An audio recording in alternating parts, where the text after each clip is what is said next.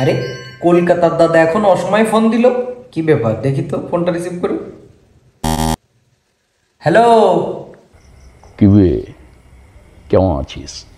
হাসিনা, তোদের দেশে পালানোর আগে আমরা অনেক খারাপ ছিলাম, এখন আল্লাহর রহমতে আমরা অনেক ভালো আছি। দিনকাল কেমন যাচ্ছে? ওই দ্বিতীয় স্বাধীনতার আগে অনেক খারাপ ছিল, এখন অনেক ভালো যাচ্ছে। জল খেয়েছিস তো পেট ভরে? এই শোন, তোদের ওই হেগে সুসা পানি আমরা খাইনি বুঝলি। বাংলাদেশের বিভিন্ন জায়গা থেকে ওই নিরাপদ পানি আমাদের জন্য সরবরাহ করা হয়েছিল, আমরা সেই পানি খেয়ে আল্লাহর রহমতে বেঁচে আছি। তোগার ওই হেগে সুসা পানি আমরা মুখেও দিইনি। খুব তো বলেছিলি আমরা ইন্ডিয়া তোদের সঙ্গে পাঞ্জা লড়ে পারবো না, যত সব ডুবিয়ে দিলাম মায়েরি। কিরে, এ কথা বলতে তোর লজ্জা করছে না? প্রতিবেশী দেশ বন্ধু দাবি করিস, আবার পানি দিয়ে তোরা আমাদের মারিস, আমাদের দেশের দামি দামি সম্পদ তোরা নিয়ে যে গিলিস, আবার কোন মুখে তোরা এ কথা বলিস? হ্যাঁ, আল্লাহর কাছে দিয়েছি নালিশ, আল্লাহ তোদের করবে সালিশ। লাগছে কেমন?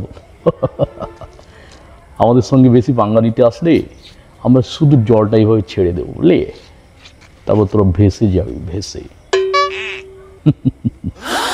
আরে শোন শোন, আমরা বাংলাদেশের মানুষ সবাই মিলে যদি একসাথে প্রস্তাব করে দিই, তোরা সব ভেসে যাবি। কনে ভেসে যাবি তার কোনো ঠিক ঠিকানা নেই, কিন্তু আমরা তোগার মতো এরকম নেমো খারাপ নাই।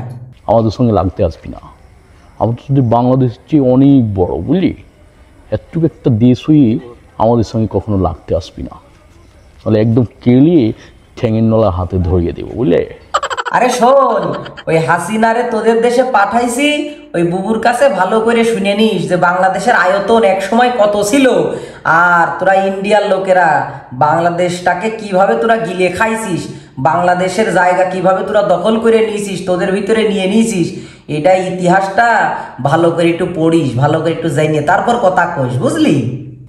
হ্যাঁ, ফোন রাখ, আমি এখন গুরুত্বপূর্ণ কাজে আছি, মা গঙ্গার জল দিয়ে স্নান করতে হবে। হয় হয় হয়, ওই তাড়াতাড়ি করে নে গঙ্গা স্নান, ওই জম দুধ আসছে কেড়ে নেবে তুগার প্রাণ। রাখ।